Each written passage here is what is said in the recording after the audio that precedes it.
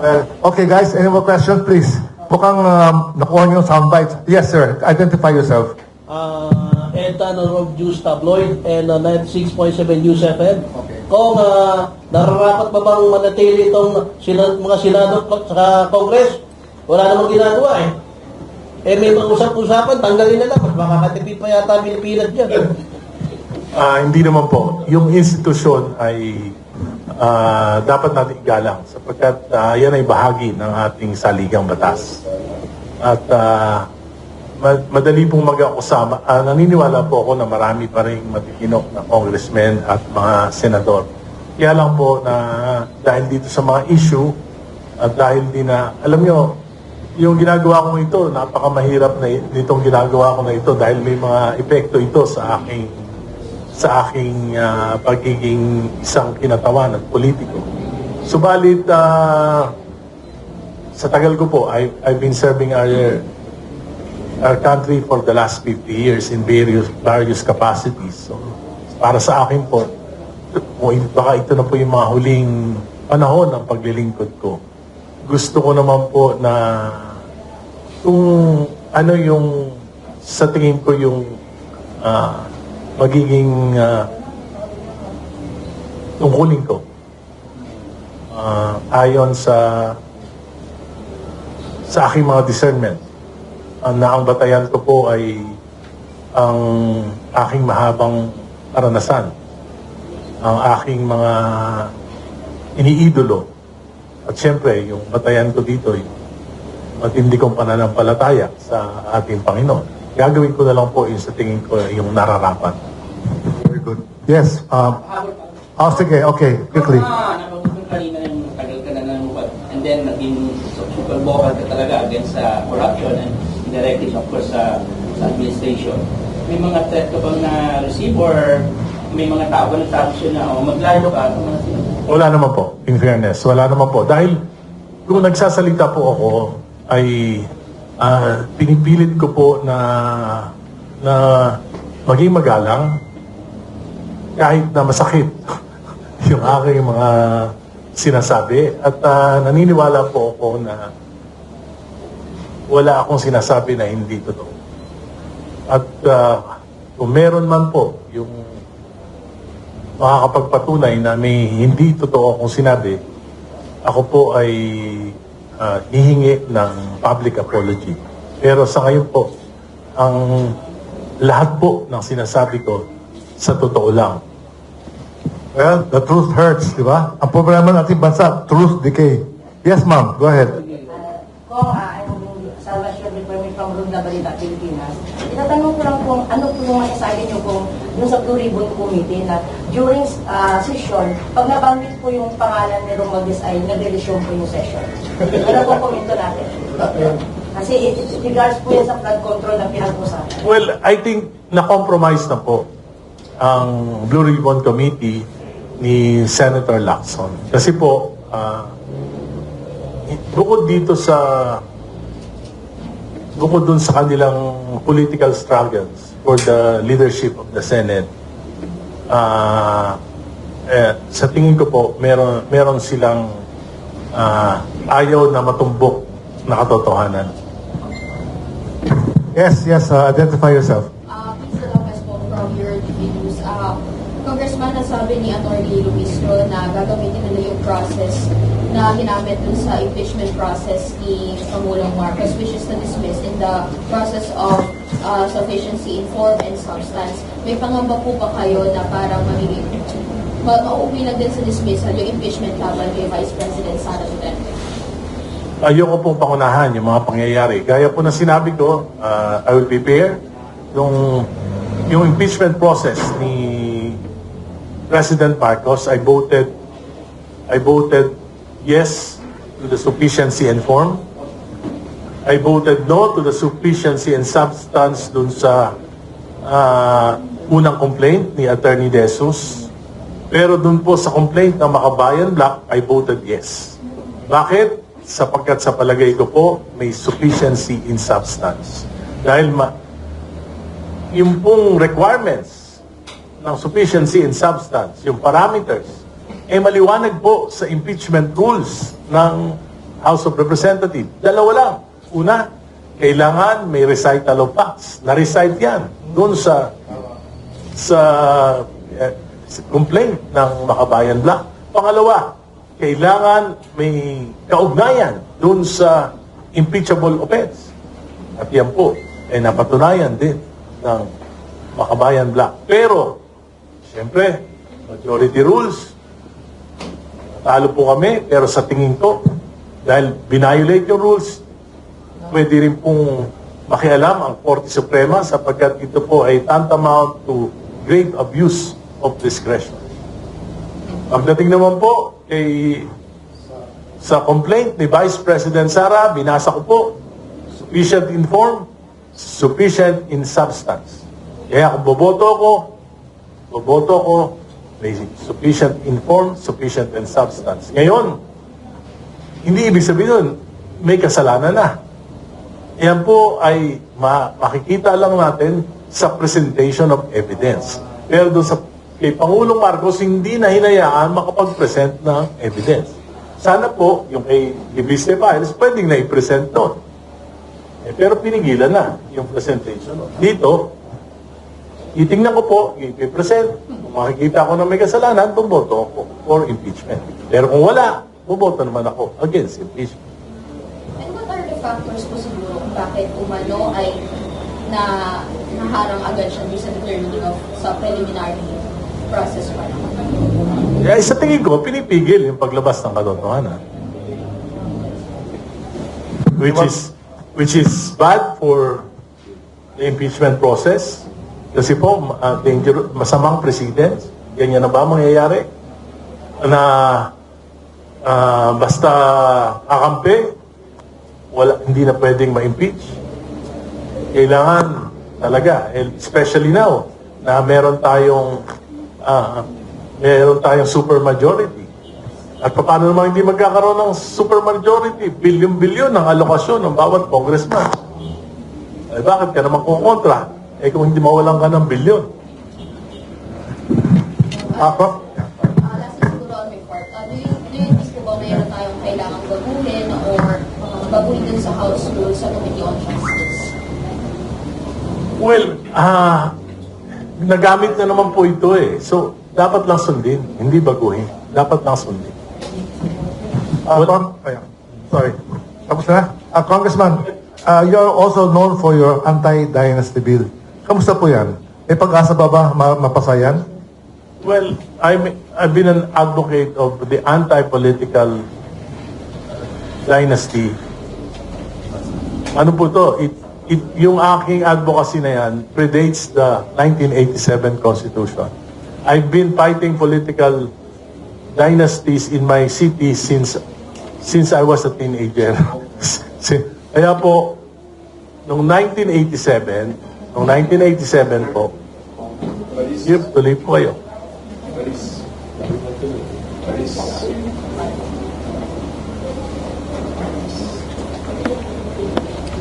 I want to welcome the late Maris Umali of GMA7. And of course, my friend, si Danny. So, ito po yung panlimang pagiging kinatawan ko sa Kongreso. Ito na rin po yung ikalimang pagpa-file ko ng anti-political dynasty bill. Ang 2001, 2013, 2016, 2019, then ngayon po, 2025.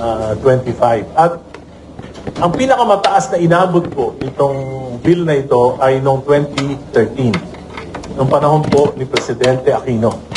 Ito po ay nakapasa sa Committee on Suffrage and Electoral Reforms at is a product of a principled compromise. Binasa ko po yung transcript ng mga framers ng ating Constitution. Noong 1987 Constitution, may 3 requirement po para matawag natin na talaga namang ito ay valid na anti-political dynasty law. 1, dapat it will promote equal access and opportunities to ordinary citizens to hold public office. Pangalawa, it would prevent the monopoly of power by families. At pangatlo, dapat po hindi arbitrary. Anong ibig sabihin? Hindi naman dapat parusahan mo yung malalayo ng kamag-anak. Diba? Dahil, kaya po, dati po, yung mga pinafile ko po ay talagang mahigpit. 1 per family, second degree of consanguinity and affinity. Yung naging compromise ko po, 2. Isang national, isang local. Iba ang constituency. At second degree po. Yan po yung, kung hindi po second degree, magkakagulo na. Hindi na, unenforceable and implementable na po ang isang anti-political dynasty. Bakit? Kasi po, pagka magpipinsan, 5 magpipinsan, hindi na yan direct family. Nag-file. Sino? Sino magka-qualify? Sino hindi? Sabi ni Justice Carpio, hindi yung una-una nag-file. Pagka unahan po, pagpa-file, aba, 3 araw pa, nakapila na yung magpipinsan, magpapatayan yan sa pila. So, it will create chaos. At ang mangyayari po, yung COMELEC, hindi na po election office. Yan po ay magiging genealogical tribunal. Amo Congressman, ang problema sa politics. Kaya po, ang para sa akin, yung second degree, ano yan? Lolo, anak, apo, kapatid, at mga asawa nila. Ang problema Ngayon, kasi- paano mo implement? Paano kung dalawa yung magkapatid, nag-away, nag-file? Para sa akin po, kung yung immediate family mo, hindi mo kayang pamunuan, ipagkaisahin, lahat kayo, walang karapatan na mamuno sa bayan, lahat kayo disqualified. At yan po makakatulong sa ating lipunan. Bakit? Papalakasin po nito yung institusyon ng pamilya na dahil lang sa politika, nag-aaway, nagpapatayan, maglolo, mag-ama, nagmumurahan, magkapatid, naglalaban, nag-aaway, nagpapatayan. Pamilya po yan. That's the basic unit of our society. And because of politics, because of political dynasties, pagka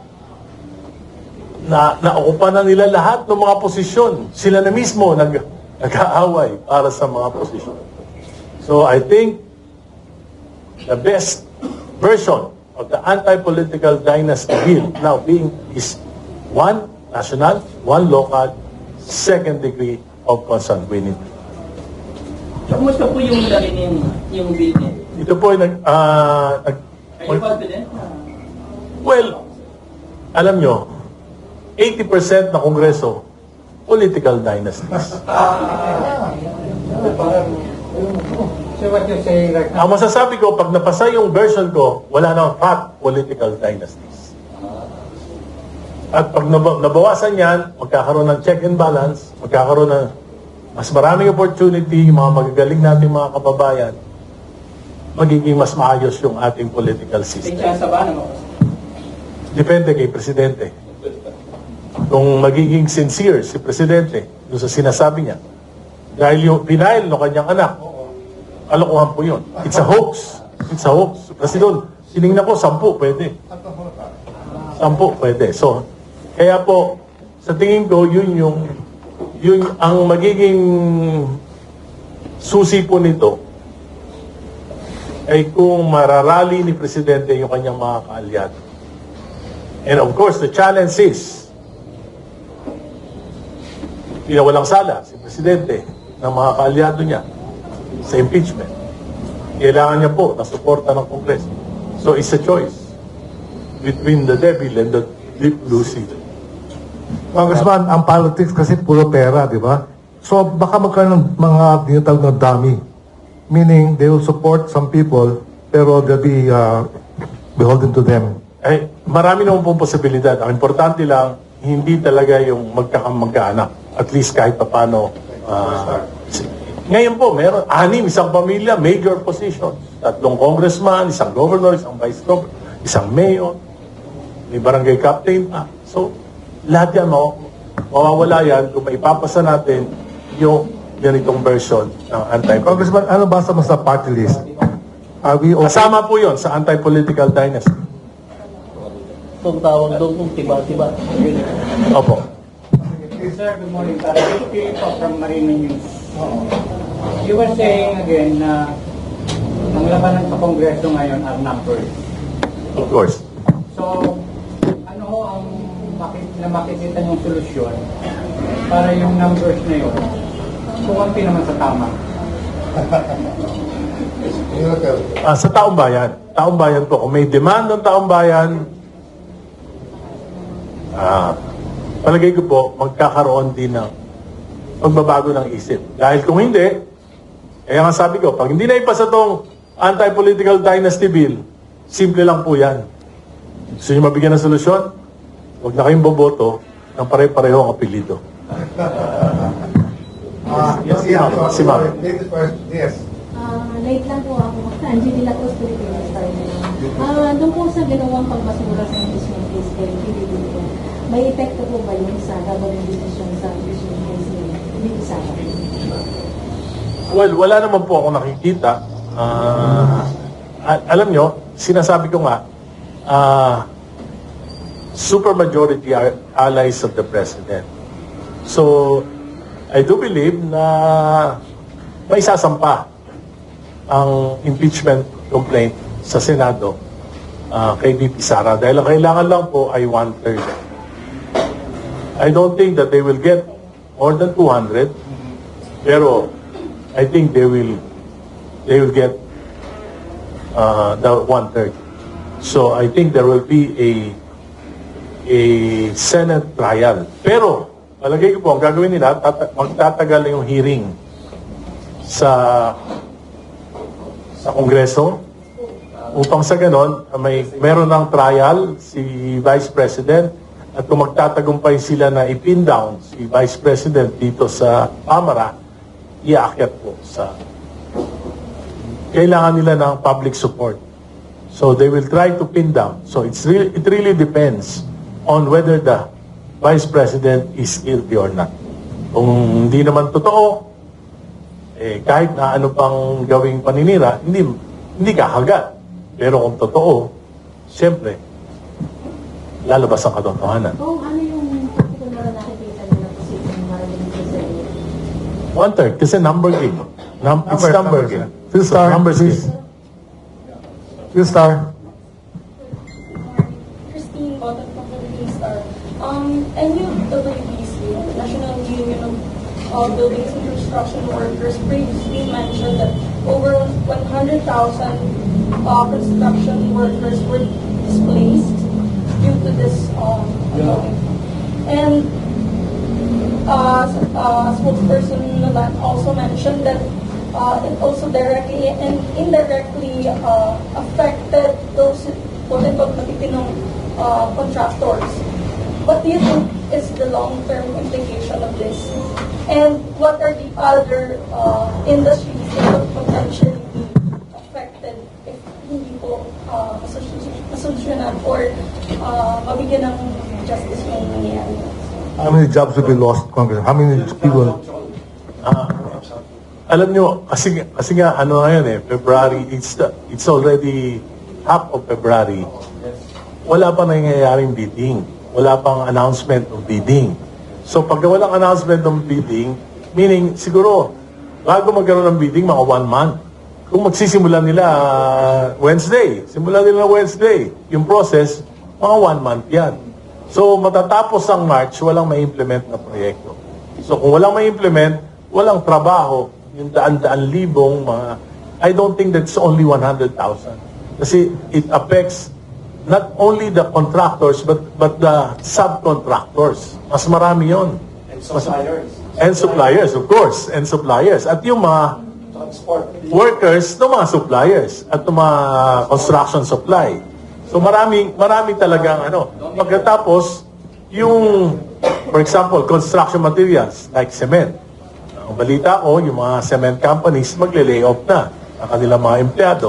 Yung sa mga steel, maapektuhan yan. At marami pang ibang industriya na umaasa sa construction. At dahil walang public spending, sigurado ako na yung ating GDP for the first quarter will be lower than 3%. Lower than 3%. Worst in the history. Ano nakikita mo sa exchange rate? Well, maraming ano dyan eh. Ayoko naman pakialaman. Pero maraming factors. Pero of course, pag umihina ekonomiya, umihina ang piso. Pero ang pinakamabigat kasi ngayon, yung debt to GDP ratio natin, 63%. The highest for about 20 years. Yung GDP, yung gross domestic product, vis-a-vis pag-utang. Ibig sabihin, mas mabilis yung pag-utang, paglaki ng utang kaysa sa paglago ng ekonomiya. Kasi ngayon, ang paglago ng utang natin ay 9% per annum. So, lumalaki ng 9% yung utang natin. Pero yung paglago ng ekonomiya, ngayon, 2025, 4.4, kalahati. So, ibig sabihin, bakit mas mabilis yung utang kaysa paglago? Dahil kaya ka mo utang para magamit mo sa pagpapalago ng ekonomiya. Pero ngayon, ang laking umutang, ang bagal ng ekonomiya, ng paglago ng ekonomiya. Yes. Any more questions? Any more questions? Yes, Wilson. For those who just came back na leak na ibang media, can you tell us again, yung sinabi nyo kanina na you feel that the Senate and the others ayaw makuha yung katotohanan mo? Well, I think with what's happening now, ICI, wala na create ng Pangulo, Executive Order 48, hindi niya sinuportahan ng pondo, hindi niya binigyan ng stopping pattern, nag-resign na yung dalawang pinagkakatiwala ang miyembro nito, si Sec. Babe Singson, saka si Sec. Fajardo. I would say that this is a form of protest. Pati Mayor, Yes, oo. Kaya nga, tingin ko, so wala nang kapupuntahan yung investigasyon. Yung Senate Blue Ribbon Committee, papalit-palit, nagkagulo-gulo, and I think even Senator Lacson is now compromised. Compromised na siya. Either dahil sa political leadership struggle sa Senado, at pangalawa, siguro meron na rin siyang commitment na ayaw niya ng magdamay ng marami pang, sabi niya nga, marami siyang nakakaaway. Pero talagang gano'n, kung gusto mo ng katotohanan, talagang marami ka talagang matutumbok. Ano yung reaction na sabi ng maraming government official, may makukulong daw bago magpasko, magsa-Chinese New Year na wala pa. Yan, sabi na sa social media. Pero may mga namatay na. Hindi, alam mo, kasi the problem with the president is trying to resolve not the problem, but the fallout in the flood control mess brought about by the government. Danny, question? Kong Enrique, magandang umaga po. Sa gitna po ng mga kontrobersya na nangyayari ngayon, nakikita naman po natin na walang pinatutubuhan yung mga aksyon, yung mga ginagawa ng Pangulo. Nabanggit ko nga kanina, ang nire-resolve ni Pangulo, hindi yung problema ng korupsyon, kundi sa totoo, sa opinion ko, ang nire-resolve niya yung problema niya kasi alam niya na napakalaki ng mga ebidensya na nagtuturo na may ginalaman siya. Sinasabi yan, ang dami na nagsabi yan, iba-ibang issue nakita natin. Pero nakita ko natin kung na ang mga tao ngayon, ang mga nasa gobyerno ngayon, kitang-kita natin na talagang kumakampi. So, kung titingnan natin ang galaw ng oposisyon, kasama po kayo sa isa sa mga hinigilalang leader, sila Governor Singson, kayo. Hindi po ako sa grupo na yun. Hindi po ako sa grupo na yun. Sa, ano po ako, dilawan ako. Pero opposition din po kayo. Yes, of course. In general term, the opposition, kasama na po yung Dilawan, Ako po oposisyon sa unity. Apo. Kasi pangako po nila unity. Apo. Ang ginawa po nila, uni-away, anlinakaw. Ngayon po, ang tanong ko po, ito, nakikita mo natin na talaki ng mga involved na halaga sa mga nakawang nangyari. Sabihin na natin, direkta ang pananalita, nakawang, korupsyon, plunder, pandarambong. Maraming pera ang umiikot ang piniikot, hindi lang sa merkado, kundi piniikot para sa aking isip, sa pananaw ko, nabibili, maraming nabibili ng mga nasa gobyerno ngayon. Kaya tahimik eh. Walang lumalantad talaga, lumalaban. Ngayon, ito po tanong ko sa inyo. Sa nakikita po natin na parang wala na tayong pag-asa talaga. Ano po ba ang nasa isip ninyo na hakbang na medyo bold na hakbang na talagang para mas resolve itong problema na ito? Kasi kung dadaanin mo sa paupo o ano, wala tayong makita ng solusyon eh. Siyempre dapat mag-isip po tayo ng mas kapani-paniwala na paraan para ma-resolve. Be careful ha, baka Alam niyo po, ma-incite ka sa rebellion. Ano po ang ano ninyo, masasabi po ninyo? Alam niyo po, sa experience ko, wala namang hindi natatapos ng problema. 20 plus years, si Pangulong Marcos Sr. natapos din. Pero ang problema po, baka bago matapos yung problema, tapos na rin po tayo. Hindi naman po. Hindi naman po siguro. Huwag tayong mawala ng pag-asa. Ang importante, kung ano yung tingin natin na role natin bilang isang mamamayang Pilipino. Whether you are a public official, whether you are in the media, whether you are an ordinary citizen, talagay ko mo dapat mayroon tayong discernment kung ano yung dapat natin gawin. Basta po ako, ang pangako ko lang, sabi ko nga, I've been in the service for the last 50 years. Hindi ko naman sinasabing malinis ako. Dumaan po ako sa isang proseso. Survivor po ako. Palagay ko, hindi rin ako nakapag-kompromiso, baka wala na rin ako dito ngayon. So, ang gagawin ko na lang po, itong mga huling panahon ng paglilingkod ko, talagang tatalasan ko yung aking sense of discernment upang magawa na mabuti para sa ating bayan. Pero hindi ako mawawala ng pag-asa. Wala namang madali sa buhay. Lahat naman mahirap. So, paghirapan natin. Molly, any questions? Wala? Okay. Any more questions? Okay, Wilson. May nag-text ng question. Itong February daw is the 40th anniversary, Dilawan ngayon, sabi niya, 40th anniversary of its revolution ngayon. About, Sa February 25. yes, anti-corruption and everything. Yes. Anong lessons natin 4 years from now na noon grabe ang corruption, tapos nagkagulo economy, politics. Ngayon, we are still back and worse now in corruption. What is your message? Well, simple lang yan. Ang may tipping point. Laging may tipping point. Yung mga mamamayan natin. So, what the President doing now is trying to appease the people. Kaya lang, sana, totoo na. Huwag na yung puro pangako.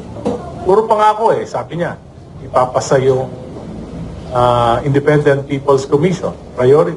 Hindi pa na ipapasa. Sabi niya ngayon, ipapasa niya yung anti-political dynasty. So, dapat ipasa niya na yan. Sabi niya, may makukulong. Wala naman nakukulong. Tsaka yung bigas. So, iba, yung narrative, pag gustong pababain yung galit ng mga mamamayan. Pero ang dapat na gawin, bigyan ng solusyon yung problema para natural na bumaba yung galit.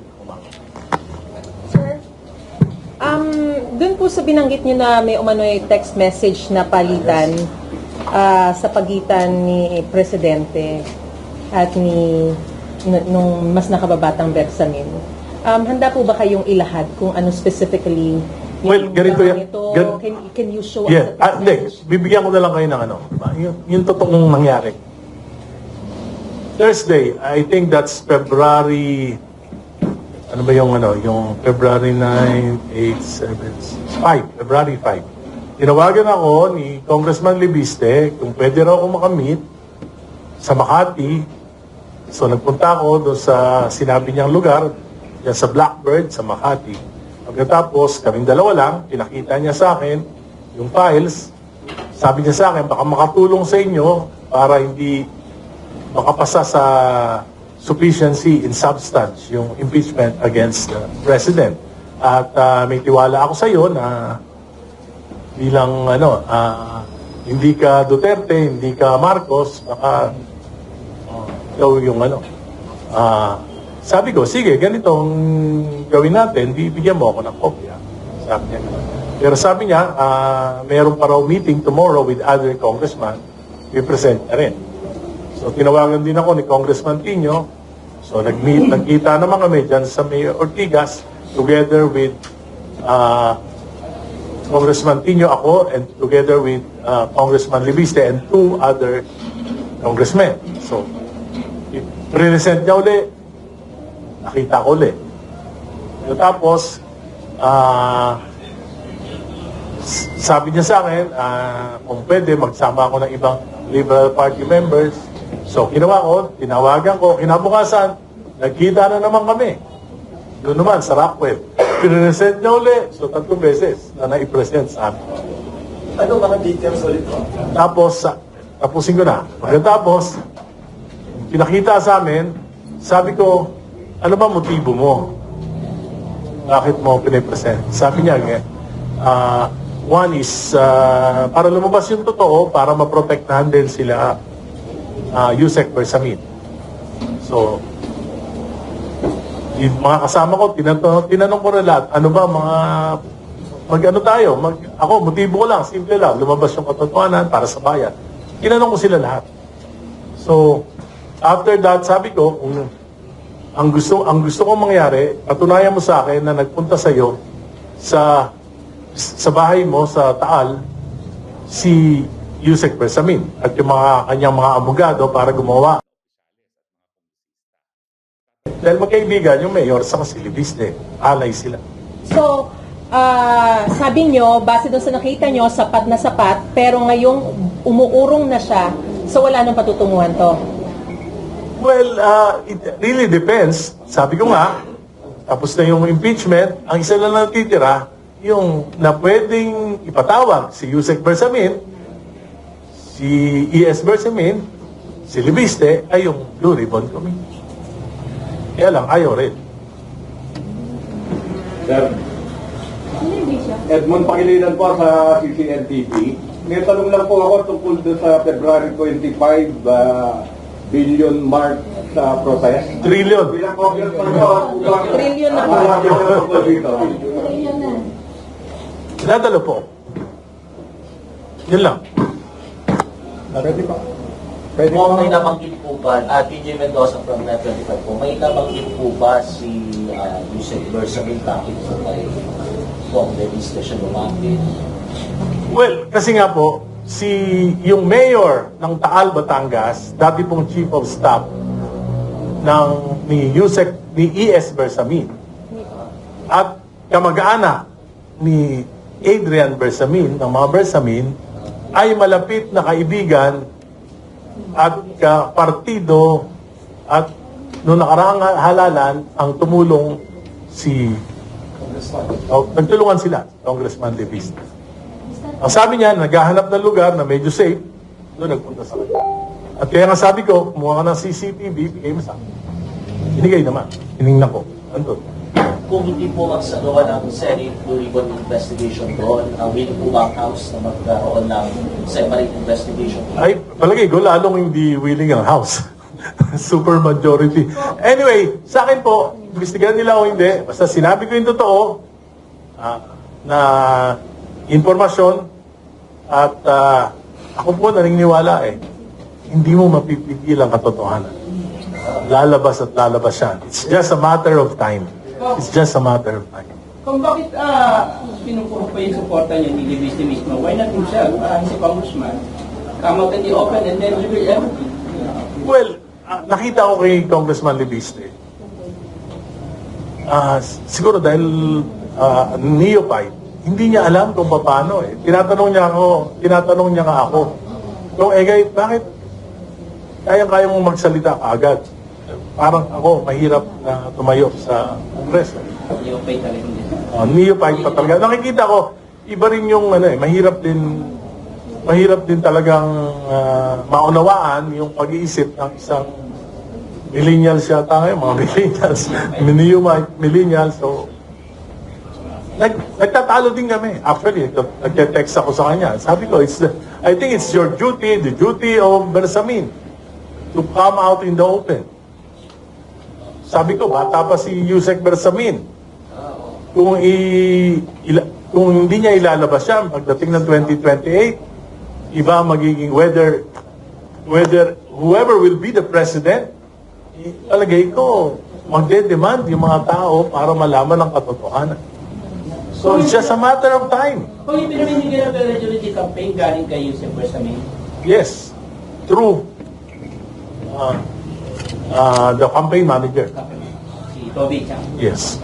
You know, the fact that this is from the executive secretary, Congressman, that is malaking weight niyan. Kaya nga sinasabi ko, February 9, nagsalita si Congressman Tino. Ako, araw-araw nagsasalita. Ngayon, February 16, nag-deny na ba si Yusek Bersamin? Nag-deny na ba? Ang dali-dali mag-deny. Dapat kinabukasan, may reaction na.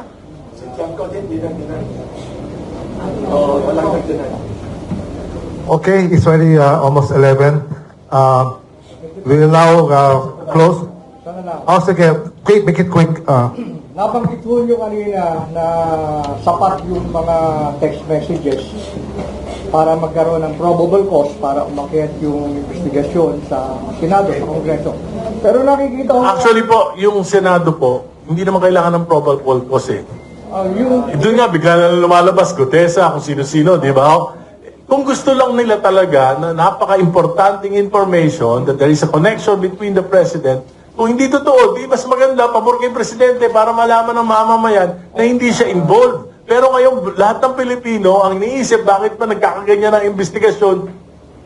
Dahil siguro, sa batang Presidente, 2023, 2024, 2025 national budget, 1.45 trillion pesos na pera ni Juan de la Cruz. Sinalaulan ng Kongreso, hindi siya kumibo. 3 taon.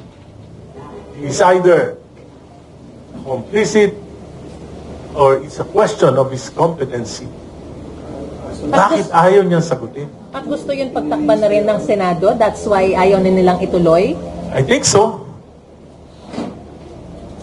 What do you think is the motive? Well, one, leadership. Pangalawa, maski yung kasama ko sa civil society, kasama ko sa Dilawan, they are so afraid of a Sara presidency that they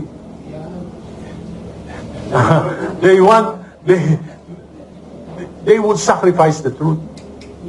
Kaya daw sir, sound bites. They are so afraid of a Sara presidency that they would want to sacrifice the truth. Okay, Danny, quickly. Yun nga po kung yung point ko kanina po, ang punto ko po kanina, assuming na yan yung investigasyon, tuloy na ho sa Kongreso, sa lower house o sa upper house man. Alam po natin, nakikita naman ng marami, hindi ho maikakaila kahit sino rito. Palagay ko, maraming sasang-ayon sa akin, na ang nangyayari, lukuhan na eh. Marami sa mga matataas na opisyal ng gobyerno. Totoo na babayaran. Pera-pera labanan. Okay, so what's your question? Yeah. So ngayon, dahil sa nakikita ko na walang patutunguhan itong mga ganitong mga regular na ito, mga bodabit na investigation na ito, ano po ba ang shortcut but doable solution na naiisip ninyo? Careful. Wala pong shortcut. Alam mo, kaya nagkaganito yung bayan natin dahil sa mga shortcut. So, dapat po yung mga mamamayan ay magising. Dapat yung mga mamamayan mismo ang mag-demand sa ating Pangulo, sa gobyerno, na ipaliwanag ito. And, kasi ako po, matindi yung paniniwala ko, sabi ko nga, God will create a way. Amen. Kahit sino po kung na opisyal ng gobyerno, pag makapal ang muka at nanagawa ng mga tao, hindi mo makikinig. Matapang ang hiya. Pag matapang ang hiya, hindi makikinig sa katwiran mo yan. Yun ho ang paniniwala ko. Basta we just keep on fighting and God will create a way. Okay, Congressman, can you give a last statement? Yeah. Well, yeah. yun na nga po, sa tingin ko, alam niyo po, namamanipulate na yung kaba, yung pangamba na maulit yung mga pag-aabuso ng mga Duterte noong panahon nila, yun ang nagiging sagabal para baliwalain na ng marami yung ginagawang kasalanan at pagnanakaw sa ating bayan ngayon. At tingin ko po ay may masamang epekto ito. Bakit? Makakasanayan po ito. At kung makakalusot ito, anong magiging exit plan ng Marcos administration after 2020? Whoever will be the president, hindi sila sigurado na hindi sila iproprosecute. Hindi aalamin yung katotohanan at pinagtatakpan ngayon. At ang kinakatakot ko, baka mag-isip sila na to extend themselves to perpetuate into power para hindi managot dito sa mga nangyayaring ito. Kaya nga makita nyo, payag na si Senate President Tito Soto ng pagpapalit ng konstitusyon. And even Congressman Puno is espousing a CONCON. Alam na natin na hindi na pwede ang CONCON. Bakit? Gagawa ka ng batas. Pagkatapos paggagawa mo ng batas, mag-i-elect ka ng mga delegado. Gagawin nila yung proposed constitution, tapos magkakaroon ng plebiscito. So, anong option? Tanda ko lang, sabihin, di na kaya ng CONCON, kaya kailangan CONAS. Pagka CONAS, sinong magpapalit ng konstitusyon? Mga congressman, yung senador. So, kaya nga, mahalaga na tuloy-tuloy yung paghahanap ng katotohanan para maiwasan yung mga consequences ng pagbabaliwala